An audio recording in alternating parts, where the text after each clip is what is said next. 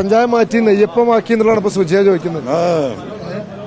പരിപ്പുവടയും കട്ടൻ ചായ മാറ്റി സുജയ്ക്ക് നല്ല 4 നെയ്യപ്പം കൊണ്ട് 23 ഞാൻ പാർസലെങ്കിലും അയച്ചു കൊടുക്കും.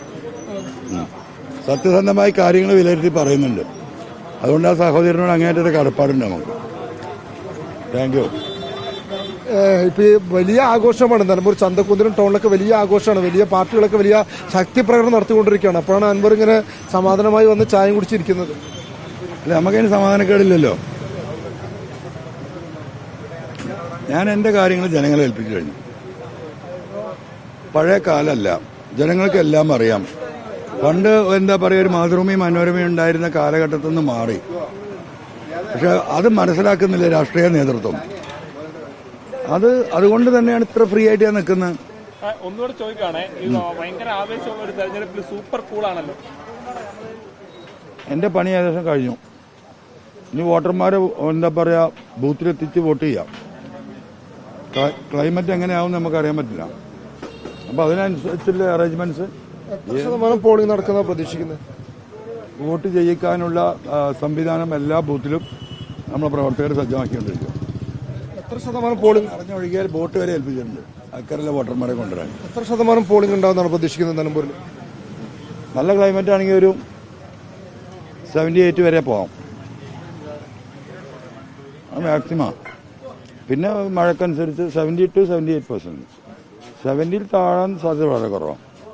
ഈ അമരമ്പലം പഞ്ചായത്ത് ഉൾപ്പെടെ LDFന് കഴിഞ്ഞ പ്രാവശ്യം 1000-ന് മുകളിൽ ലീഡുള്ള പഞ്ചായത്താണ്. ഇവിടെയൊക്കെ അത്തരത്തിലൊരു മുന്നേറ്റം ഉണ്ടാക്കാൻ കഴിയുമോ? അതൊക്കെ പി.വി.എൻമാർ റോട്ടിൽ കൂടെ കണ്ടിണ്ടാക്കിയ വോട്ടാണ്. മനസ്സിലായില്ലേ? ഞാൻ ഈ നിയമസഭാ മണ്ഡലത്തിലേക്ക് കടന്നു വരുമ്പം നിലമ്പൂർ മുനിസിപ്പാലിറ്റിയിൽ CPM-ന് 4 സീറ്റാണ്ടായിരുന്നു. ഇന്ന് 18 സീറ്റാണ്. 9000 വീട് മുനിസിപ്പാലിറ്റിയിൽ കാൽനടയായി കയറി ആളോട് വോട്ട് ചെയ്തിട്ട് കിട്ടിയ വോട്ടാണ്. അൻവർ പോയിട്ട് രോമം പോയില്ല എന്ന് പറഞ്ഞില്ലേ? അത് ഇവിടുത്തെ സഖാക്കളത് അത് പ്രതികരിക്കും. സംസ്ഥാനത്ത് ഇരുന്നിട്ടല്ല അത് പറയേണ്ടത്. ഇവിടെ ഓരോ പഞ്ചായത്ത്, ഞാൻ വരുമ്പോൾ എത്ര പഞ്ചായത്തല്ലേ? ഞാൻ വരുന്ന സമയത്ത് എന്താ 1 or 2 പഞ്ചായത്താ? ഒരു പഞ്ചായത്ത് എന്താണില്ലേ? ബാക്കി മുഴുവൻ കഠിനാധ്വാനം നടത്തിയിട്ട് ഒരു തൊഴിലാളി വർഗ പാർട്ടി എൻ്റെ സമ്പത്ത്, എൻ്റെ ആരോഗ്യം, എൻ്റെ ആയുസ് ആ പാർട്ടിക്ക് വേണ്ടി ചെലവഴിച്ച ആ പാർട്ടി ഒരു മുതലാളിത്ത ശൈലിയിലേക്ക് മാറിയപ്പോഴാണ് ഞാൻ എതിർത്തത്. 100%. സാധാരണ CPM-ന്റെ കേഡർ വോട്ടുകളൊന്നും ഇളകില്ല എന്നുള്ളതാണ് പൊതുവെയുള്ള ഒരു ചിത്രം. പക്ഷെ പി.വി.എൻവർ പറയുന്നു കേഡർ വോട്ടുകൾ പോലും വിള്ളൽ വീഴുമെന്നുള്ളത്. അത് അത്രത്തോളം സാധ്യമാണോ?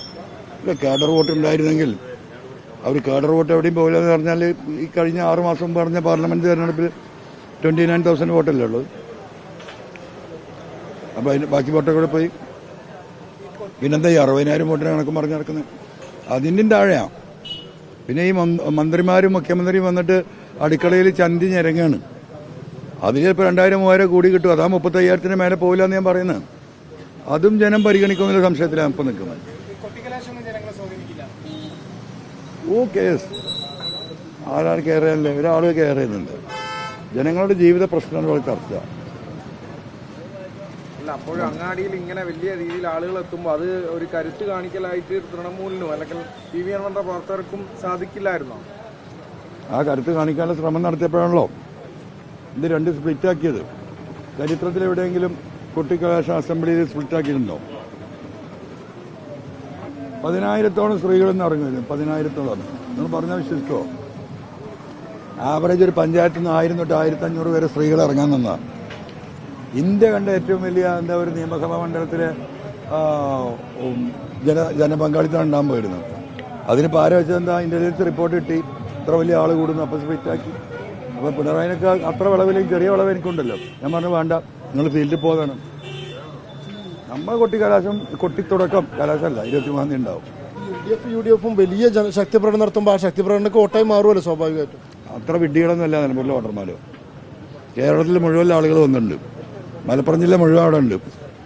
അവരെ കണ്ട് വോട്ട് ചെയ്യാൻ നിൽക്കുക ജനം. അത്ര വിവരക്കേട് നിങ്ങൾ പറയരുത്.